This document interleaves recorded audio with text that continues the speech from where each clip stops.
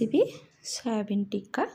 তো নিরামিষ দিনে যদি মুখরোচক কিছু খেতে ইচ্ছে করে তাহলে কিন্তু সয়াবিনটা দিয়ে এইভাবে এই রেসিপিটা চটজলদি বানানো যায়। এর জন্য সময় কিন্তু খুব বেশি লাগে না।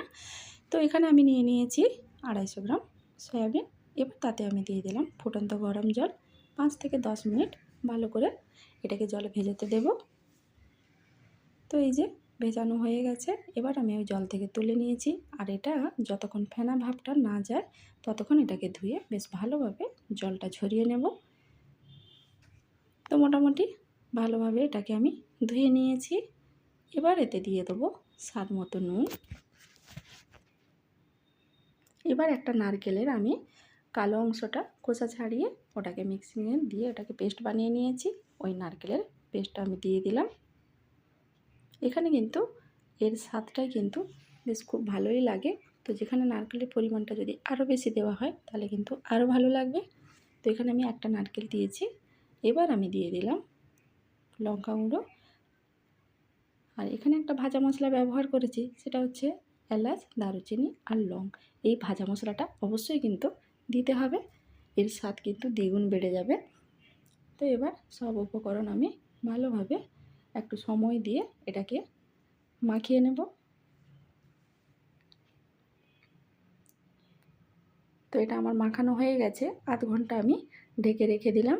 এবার আমি আধ ঘন্টা পরে আবার আমি এটাকে বেশ ভালোভাবে একটু চেপে চেপে আবার মাখিয়ে নেব। এতে ভেতরে পুরো মশলাটা খুব ভালোভাবে ঢুকে যাবে। তো আমার এটা মাখানো হয়ে গেছে। এবার আমি একটা তাওয়াতে দিয়ে দিলাম বাটারটা গলে গেছে।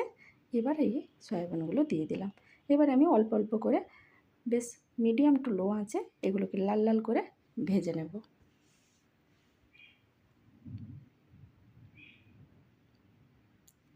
আর এটা কিন্তু নিরামিষ দিনে খুবই একটা মুখরোচক খাবার, আর সময়ও কিন্তু খুবই কম লাগে।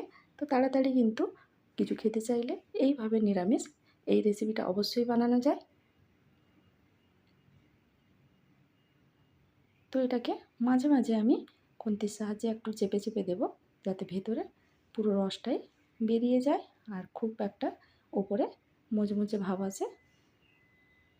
তো মোটামুটি এটা আমার ভাজা হয়ে গেছে। এবার আমি তুলে নিয়ে আবার বাকিগুলোকে এইভাবে ঠিক সবগুলোই ভেজে নেব।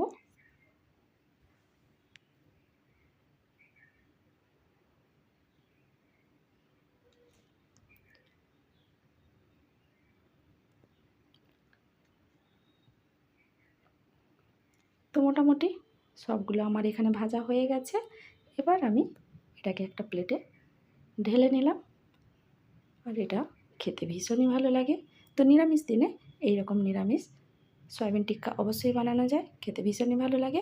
সবাই ভালো থাকবেন, সুস্থ থাকবেন। দেখা হবে পরের কোনো ভিডিওতে।